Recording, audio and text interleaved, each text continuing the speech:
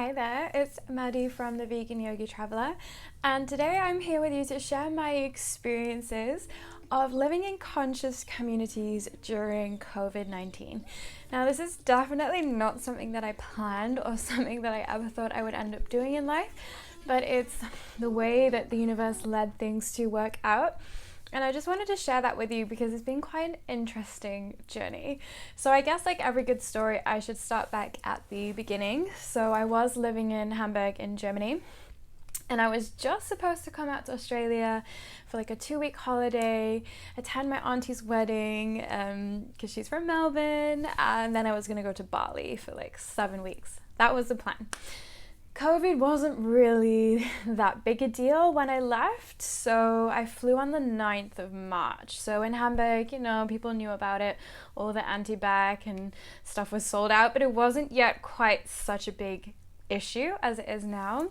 And I flew, I got to Melbourne, it was all fine, just a few people wearing masks at the airport, nothing major. And then I land, I arrive, it's all good, I get into the country, there's nothing different going on in the airport. You just had to click a screen in the airport of like whether you've been to like China or Italy or any of these places where it was like really kicking off.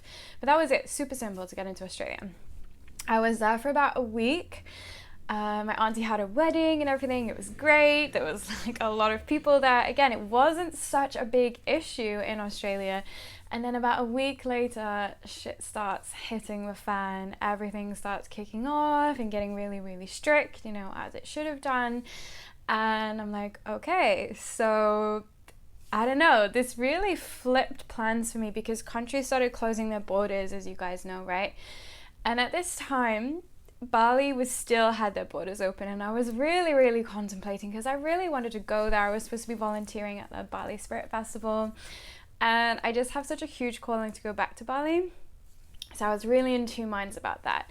And I ended up having a phone call with my mom, and she was super, super concerned and worried about me because she was worried that, if I get stuck in Bali, if resources are cut off, it's going to be super, super dangerous for me. So I'm like, okay, I won't go to Bali, which was a big decision. The very next day, they closed their borders anyway. So I'm then left with the situation, okay, I was only going to be here for 2 weeks in Australia. I do have a 3-month visa. What do I do? Because I couldn't, I don't want to say I couldn't go back to the UK, of course that is an option, but I haven't lived in the UK for a long time. I've lived in Germany, before that Australia, before then I've traveled, and it's just not a place that resonates with me anymore. I don't know, for me that was like worst case scenario, going back to the UK to live with my parents. As much as I love you guys, you know how it is once you moved out of home, it's kind of tricky to go back. So that wasn't an option for me. And then soon enough, as shit starts getting really, really serious, countries are like really closing off their borders, including Germany, which is where I was living. Now, before I left, I moved out of my apartment so I didn't have to pay rent when I was away. And I kind of like cut my ties there, not knowing that I wouldn't be able to go back because now they have these restrictions. You can only go back if you have a rental contract, if you have an employment contract, and if you have health insurance there. I now have 0 of these things. So that also wasn't an option. So I was like, okay, what do I do? Because I used to live in Australia before, but I never thought I would be back living here again. So at the time, I have a very good friend of mine, Kira, who's actually from Germany. She was in Australia as well, and we met up, and she was there doing workaways. She's had lots of amazing experience with workaways. She was in Hawaii a couple times within the past year or so, and she's traveled Australia doing it. I'm like, okay, I haven't really heard of it, but I'm going to get on Workaway, see what comes about. So I download the app, and then I think I've started looking for different things, and I'm intentionally looking for something to do with yoga because I teach yoga and it's my passion. I don't want to just like babysit or something because I don't know. I much prefer to do something like holistic, as caring for children is not really my forte, although there's nothing against that, of course. Anyway, I find this conscious yoga community near Byron Bay. Now, if you are familiar with Byron Bay, it's a bit of a hippie town kind of vibe. I thought, okay, this looks kind of interesting. The exchange is just a little bit of gardening, a few hours a day, and you get food and accommodation. They have yoga, meditation. I thought, sweet.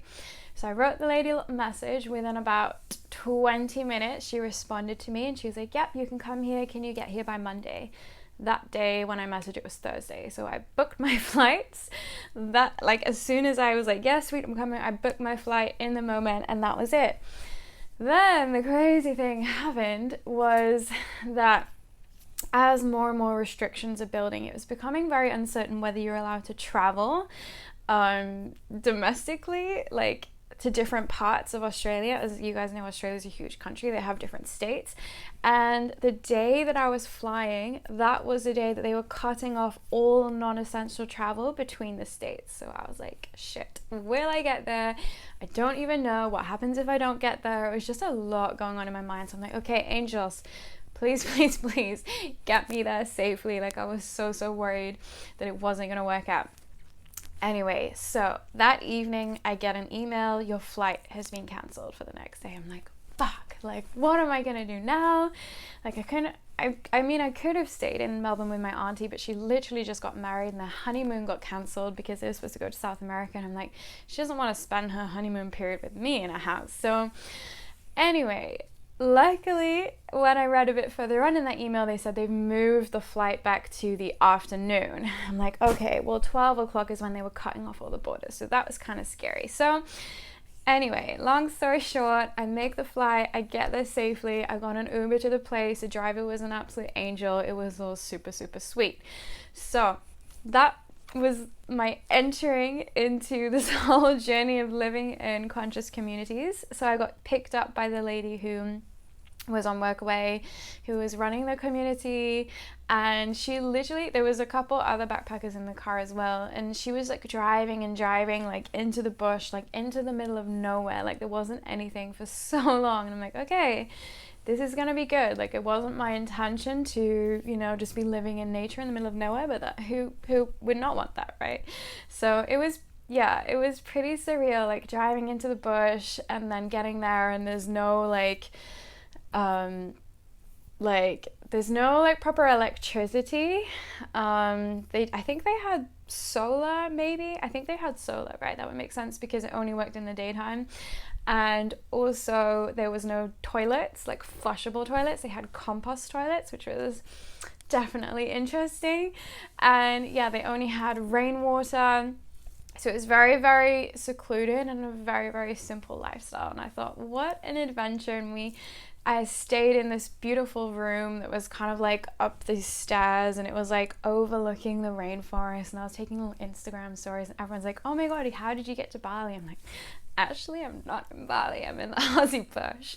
So yeah, it was super interesting. There wasn't that many people there because I guess a lot of people were leaving and going back to their home countries because of everything going on, but there were a few adventurous souls there.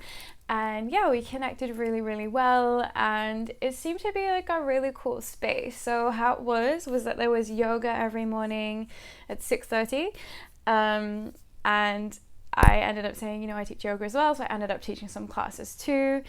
And there was also like meditation and ecstatic dance in the evenings, which was right up my street because I've been doing a lot of that in Hamburg. So that was really cool. So my routine would kind of look like wake up at 6 a.m, go to yoga at 6:30. Either I would teach or take part because there were a few other teachers there too. Then we'd have breakfast, super simple breakfast, literally just like oats, not even cooked, with some coconut milk like from a can mixed with water and a few dates. Like that was it, like nothing else. So like, I mean, it was delicious. It was like very simple living.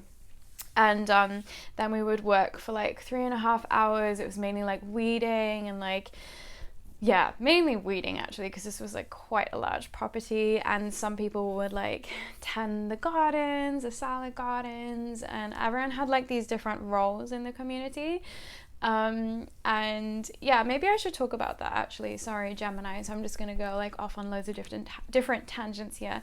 So when I say conscious community, I feel like it would be beneficial to dive into like what that actually means. And it just reminded me when I talk about the roles within the conscious community, from my own experience and understanding, is that everyone has a certain role to play within the environment, within keeping the peace and making sure that everyone's putting the work in. So some of those roles would be like, tending the garden.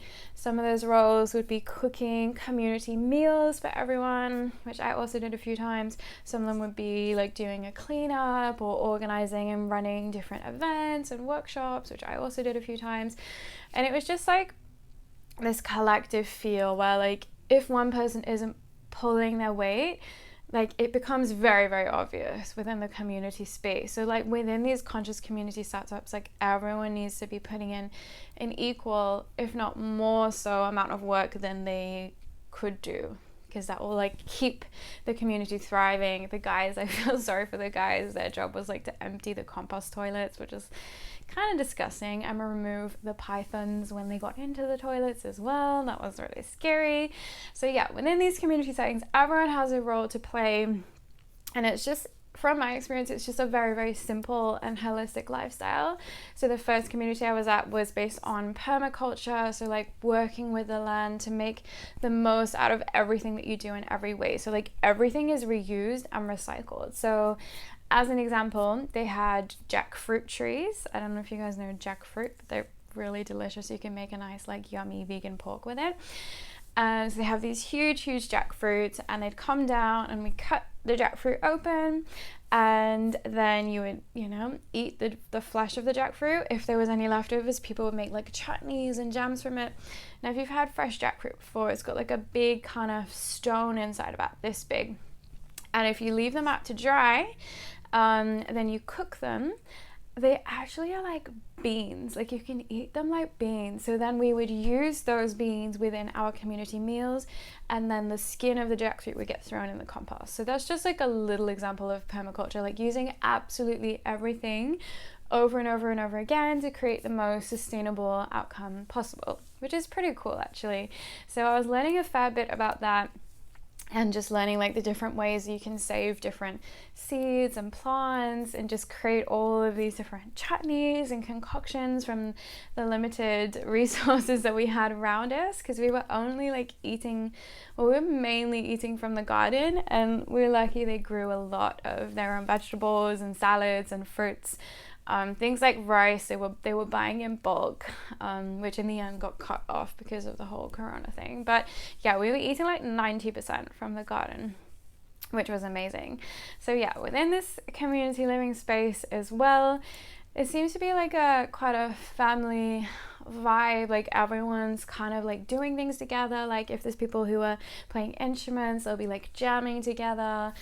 Some of us wrote poetry, so we would like read out and share our poetry, which is really cool.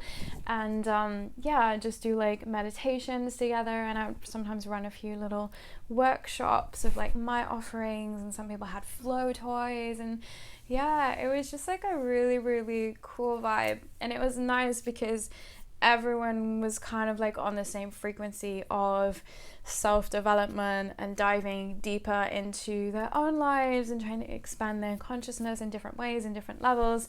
So it was nice to have that theme flowing throughout, because that was kind of the glue that held everyone together, because there were a lot of people who were from different backgrounds, different nationalities, and in the end this was like the common thread that we all shared, was that actually we're trying to reach a higher state of conscious awareness or conscious living, however that might manifest or express within each of us is irrelevant, but the fact that we have that innate drive within us just creates this collective bond, which is so beautiful. So yeah, we would do like some ceremonies on the full moon. We created they had like a ceremonial fire pit, and we did a little ritual, and there was dancing around the fire, and there was homemade chai, and it was just such a magical experience. And what was really beautiful as well was to just not be so immersed into the outside world, especially as it was all crumbling down around us everywhere. So I was really, really grateful that I was put in that situation when all of the chaos went wild in the world, because we were so secluded from the outside. It was like nothing was even going on. Like you literally couldn't even tell that there was anything wrong with the world, because we were in this kind of like bubble, this safe space, which was really, really cool. So that was really valuable for me because I'm definitely like an empath and I feel other people's emotions so strongly, and I can't watch the news, I can't engage with things that are just directed at causing fear or intense negative emotion, because I really, really feel that and it really affects me. Like when I was in Melbourne before I went to that community, my auntie always had the news on to keep up with the COVID updates, and I would just have migraines just from the news and all of that negativity. Like, yes, of course we need to be informed, but we must remember that the media is controlled by a select group of companies. About 6 companies own all of the different news outlets throughout the world. So it's like, obviously they have some kind of agenda, which is to keep people in fear, which therefore we are more easier to control. So I was just feeling a lot of that energy and it was too intense. So it was so nice just to have a complete break, to be fully immersed in nature, to get my hands dirty, working in the soil, really connected to the earth. It was really nice to rise and go to bed with the sunlight. So as I mentioned, electricity was very limited. So basically as soon as it got to like 6 p.m, that was it. Lights out. It was pretty much dark outside, and after meditation it would be like 8:30, and then we'd go to bed because there was like no electronics, no EMF signals. So no what is EMF? Electromagnetic signals, I think that means, like all the Wi-Fi and everything going on. None of that. So that was just so good. Like I slept so well, and I'd wake up with so much energy at 6 a.m.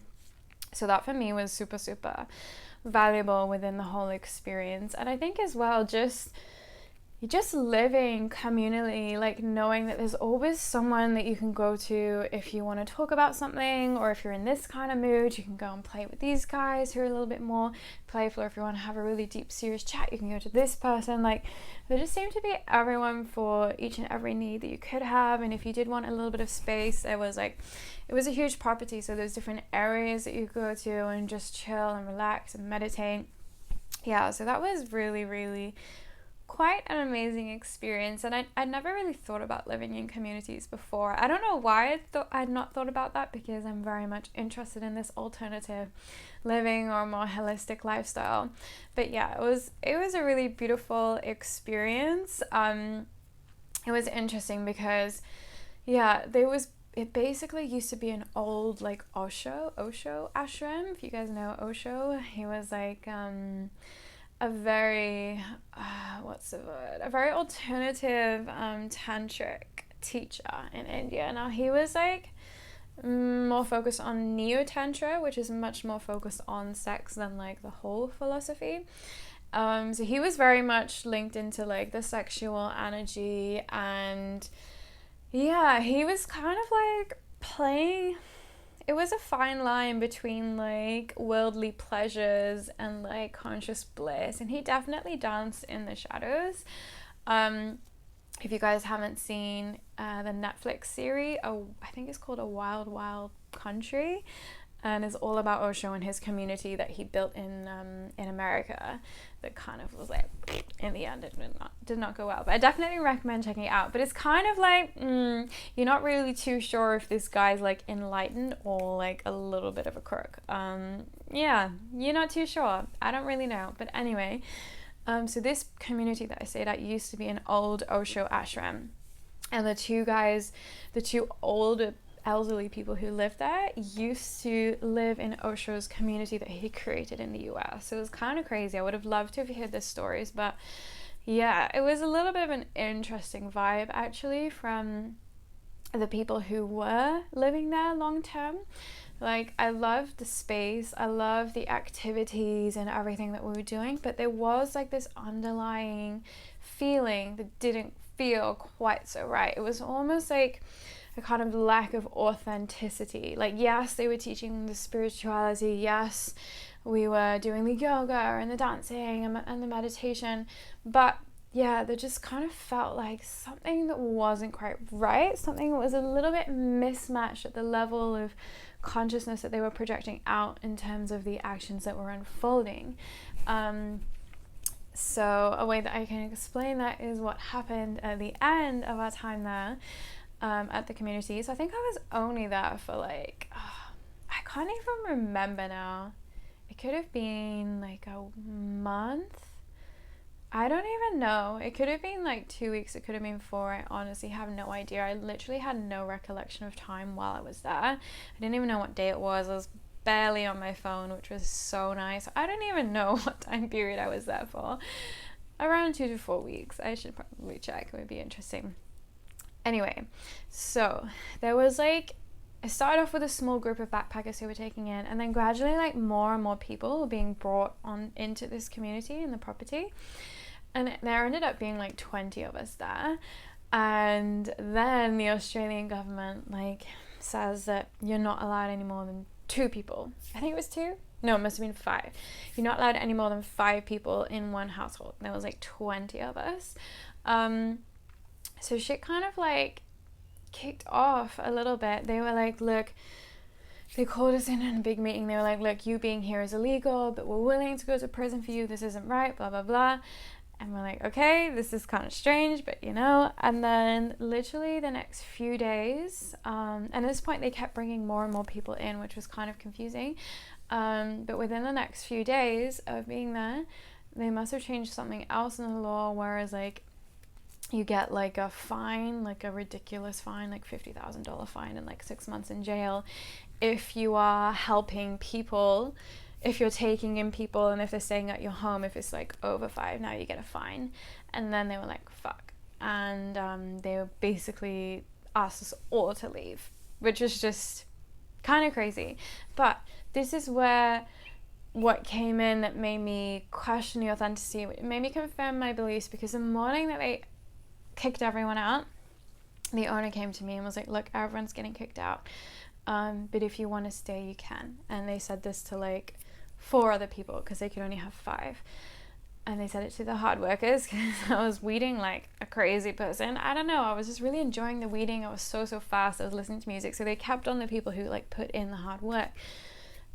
But I thought that was like real shady. It was like, don't tell anyone else, you can stay, everyone else has to leave. Even though like, I think all of the hostels at this point in Australia were closed. It was now illegal for people to help take backpackers in, which is fucked up. So these people, there was backpackers going homeless in Australia, and they were just like gonna chuck everyone out. And yeah, they said to me like, oh, you can stay, don't tell anyone else. And that's when like, yeah, this confirmed my kind of like feelings of inauthenticity, because someone who is on this spiritual path or this yoga path will practice like satya, like truth, like speaking your truth and acting with kindness. And to me that was like really shady and really dishonest. And yeah, even though I could have stayed and been like comfortable and safe, it just didn't feel right for me, knowing that some of my really good friends who had come to be like, strangers who'd come to be really, really good friends of mine, would then be left potentially homeless. I thought that was so wrong. So I didn't tell anyone at the time that I'd been given this opportunity, because I didn't want to cause like an uproar while the whole situation was going on. So I just was like thank you, and kindly rejected the offer essentially. So yeah, that was interesting. And I just want to go back and mention about how it became like illegal for people to take people in off the streets, essentially, who could not go home, because flights were now like £5,000 plus to get back to Europe, or they were paying that, and then their flights are being cancelled, because you know how it is, like all the borders were shut, like people could not get home. And the fact that it was illegal to take people in is such a fucked up situation. Like, I don't know, like it was really giving backpackers like a negative connotation as well. And I kind of think like, I don't know, this might be a little bit of an out there statement, but that kind of goes back to, this is probably really out there to say, but going back to like World War II times, where it's like illegal to hide Jews, for example. Now, I'm no way saying that the situation is similar to the Holocaust, because it's not. But you can see how people's minds can be programmed in a way to obey authority that could potentially lead to something devastating. Because it starts off by giving a group of people like a bad name, and then it's like, you know, backpackers are spreading the coronavirus, which is what they were saying. And then, so you demonize a small group of people, and then you make it illegal to help them. When you think about it, it's the same. You demonize the Jews, you make it illegal for them to stay at home. You can see how it's not that far of a leap to go on to the next steps. Now, again, I'm not saying it's the same situation, but you can see the kind of mentality that is fed into people's consciousness. So that's kind of fucked up within itself. But anyway, I'm going off topic. So yeah, basically, we were called into a meeting, and they were literally, Babaji, who was like the old dude who used to live at Osha's community, was essentially like, all of you have to leave like now, like by this afternoon, leave. And he was like, if you don't know where to go, there's lots of forest there, go run in the forest, like try and like survive, like do your best to survive, you can't stay here. And like, people were devastated. Like, you can imagine like the situation that a lot of us were in. And it's like, okay, well, most people didn't have much money either, because they're doing work away, which is like you travel and get free accommodation and food because you do some work. And a lot of workaways were then not taking people in because of everything. And it was just like a really shit situation. It was a complete shit show. So that was the ending of that experience. Like, although I had, so many light and positive and profound experiences of like living with nature, living in a family community, like being more in touch with the land, like learning how to, live more sustainably, there was then that shadow side of like complete inauthenticity of like the spiritual values that they supposedly held. So that was my first experience of a conscious community, which was a wild ride, as you can probably hear. So then I was like, okay, what am I gonna do? Because I have like this group of people around me. There was like 7 of us who became like really, really close, and they all had no idea. And I remembered I had my friend Lucy, who I met in Croatia last year. I was teaching yoga on a boat, on like a sailboat, and Lucy was the hostess. So we met because we were like running these retreats together. And I remember that Lucy was kind of in the area, and I remember her saying that I was welcome to come stay with her family like anytime I wanted. And I messaged her and I'm like, hey Lucy, everyone just got kicked out of the community. I don't know if that offer with you still stands with everything going on, but would be super, super grateful if it'll work out. And by the way, I'm with like a few other people who really, really need a place. And then it was like a few more people, and in the end there was like 7 of us in total. And we were lucky because they had 2 farmhouses on their large property, so they were able to like split us up, so it was still legal to have us there because one of the couples had a van. So it was like, it worked out well. And I can't believe how just unconditionally loving her parents were to say yes to a bunch of strangers to come and live with them for God knows how long.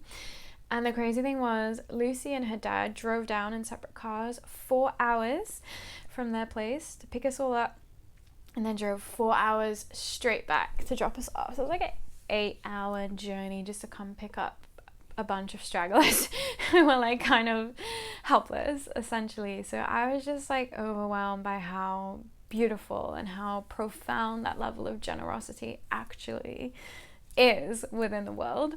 So we arrive and we meet Lucy's family, and it was just so beautiful. Like, the energy was just so pure. You could really feel the unconditional love and immediate acceptance for all of us, which is just so incredibly beautiful.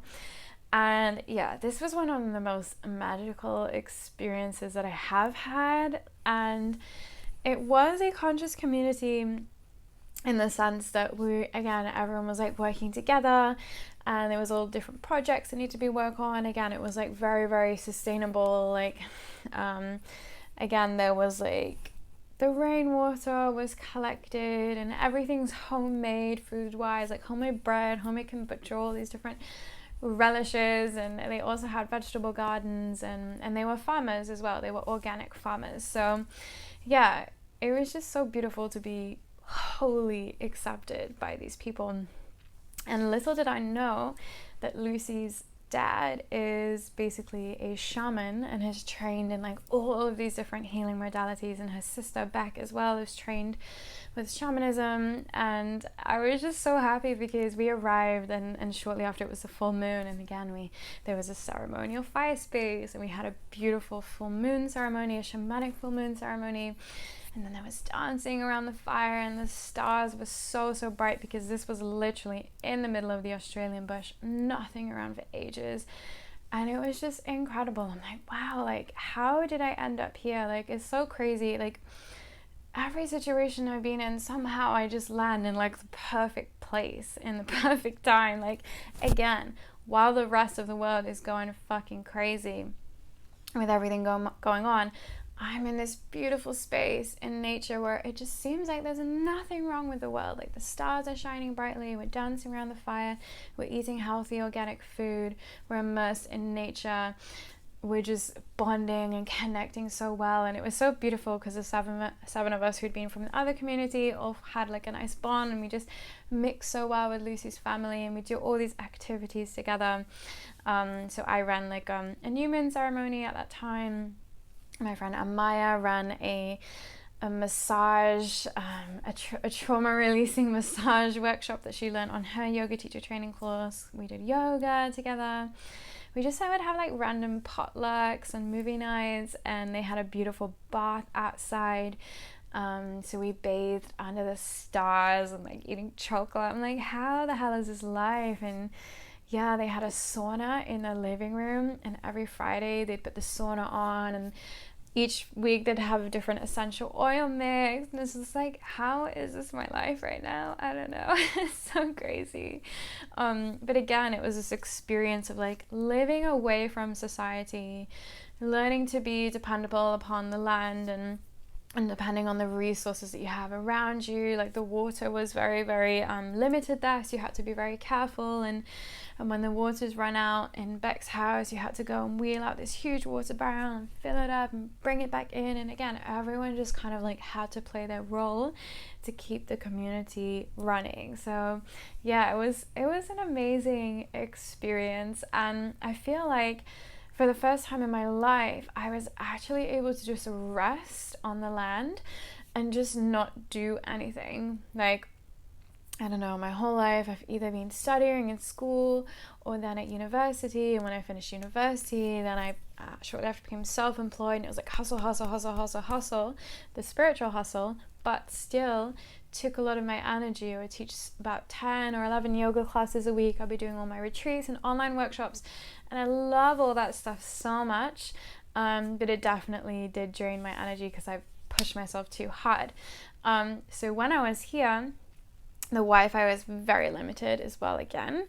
And yeah, the whole world is cut off, so I couldn't do, my work. I couldn't do any online work because of the Wi-Fi. And yeah, for the first time in my life, I just had the chance to relax and not do much, like help out here and there, read some books, spend time in nature. That was it. And I was there for almost 6 weeks in the end, and it was one of the most beautiful, nourishing experiences of my life so far. But yeah, it just made me like rethink how I actually want to live my life one day. Like I've always kind of lived in cities or I grew up in a relatively large town, and I never thought about like off the grid living and the benefits that can have. But now I've seen how these guys live. I see how happy they are in such a simple and healthy and organic lifestyle, like surrounded by nature, making and growing their own food. It's like, actually, this is something that feels more in alignment with my true self, because we don't actually need that much to be happy. Like when you look at some of the most happiest people in the world, they're actually the people with the least in the poorest countries, which you think is counterintuitive. It doesn't make sense. But the more we have in our lives, the more ungrateful we seem to be, and like the more we seem to chase like the next biggest thing and the next biggest thing and the next biggest thing, and then we're never fully satisfied because we're always chasing the next thing. But when you're put into a situation as this, where the world's going mad and there's no Wi-Fi, so you can't really stay connected online, you're surrounded by beautiful nature and beautiful people, it's like you just learn like, oh, you can enjoy yourself with not that much going on. not that much around you. And I feel like for the first time, I felt what it was like to live in the moment continuously. Again, I didn't know what time it was. Most of the time, I didn't know what day it was. And it was just blissful. It was truly, truly blissful. And I'm so grateful as well because Lucy's dad so kindly taught us so much. He taught us a healing method that he uses using kinesiology and muscle testing. And yeah, it was really profound. He gave me a healing session actually that involved shamanic practices and a soul retrieval. Maybe I'll make another video on that if you're interested.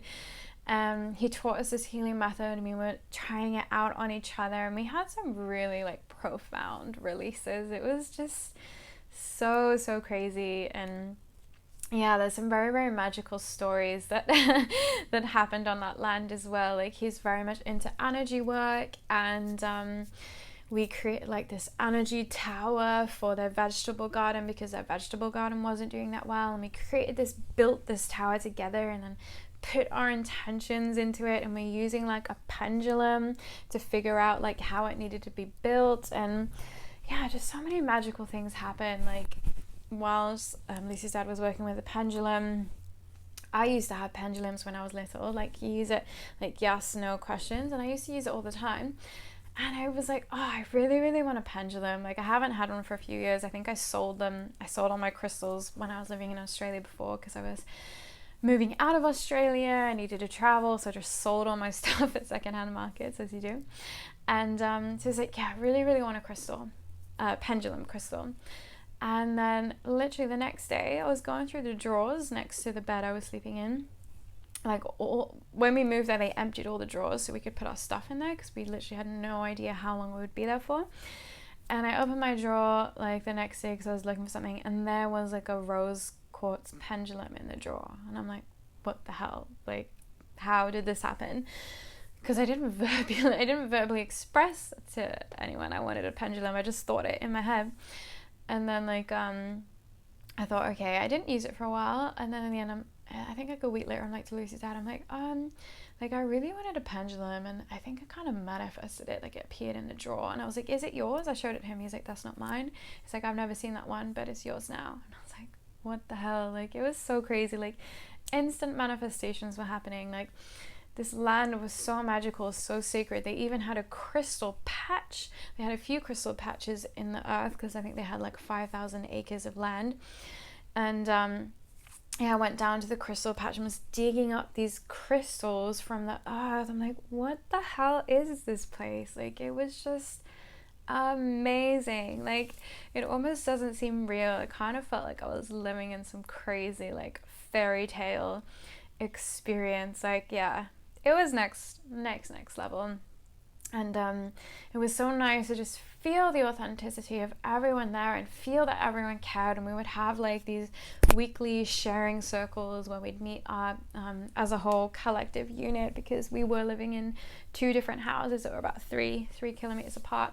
And every week we'd meet up and do a sharing circle and just express how we're doing that day, how is the whole dynamic going, and just being really there for each other and holding space for one another, which I think is a really powerful element if you are thinking about starting a community or involving yourself within a community. I think it's so important to have that space for you all to just express and really get on the same page with one another, because it can be hard to tell how everyone's really doing unless they really have that opportunity within safe space that they can share how they're feeling without judgment.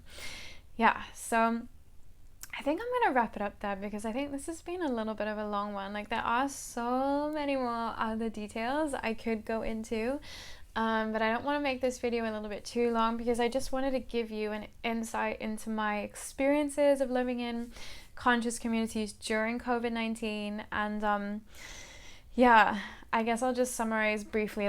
We were there for almost 6 weeks, and in the end, restrictions were slowly easing up, and in the end, Lucy and I left to go to the Sunshine Coast at her auntie's apartment. And yeah, it was just really surreal, coming back to normal city life and just feeling whoa, the traffic sounds so loud, because where we were living in the Aussie bush, there was like silence, like dead silence, especially at night.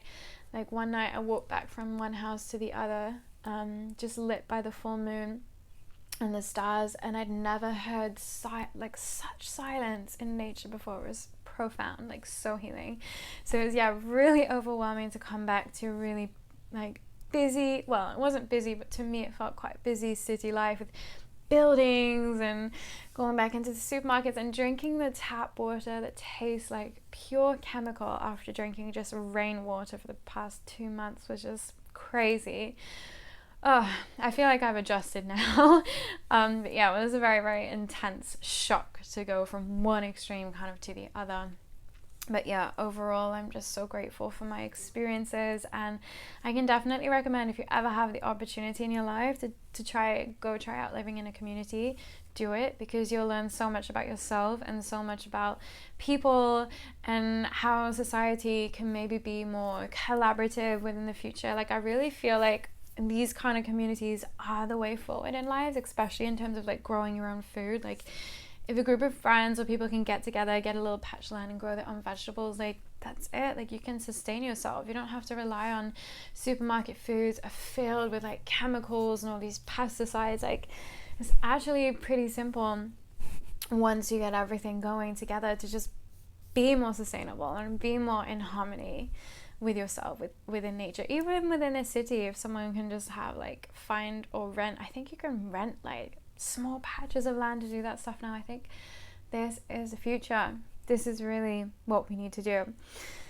Anyway, as I mentioned, I'm going to leave it there. So I hope you enjoyed the video. I hope you found it interesting. If you do have any questions, you want to ask any specific details, feel free to leave those in the comments. And I think I'm going to keep these videos running because I do have like a lot of interesting experiences of things that I've done that maybe not the everyday person hasn't necessarily done.